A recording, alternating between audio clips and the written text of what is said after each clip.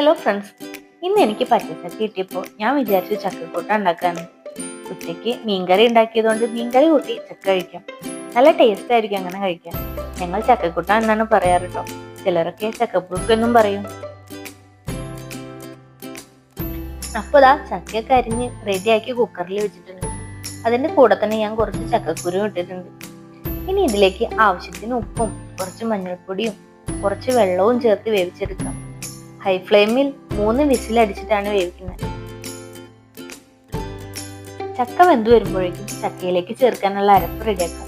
അതിനുവേണ്ടി വലിയ വലിപ്പമില്ലാത്ത ഒരു മുറി തേങ്ങ ചെരുകിയതും 1 തണ്ട് കറിവേപ്പിലയും 3 പച്ചമുളകും 3 അല്ലി വെളുത്തുള്ളിയും 3 ചെറിയുള്ളിയും 1 സ്പൂൺ ചെറിയ ജീരകവും ചേർത്ത് ജാറിലൊന്ന് ക്രഷ് ചെയ്തെടുക്കാം.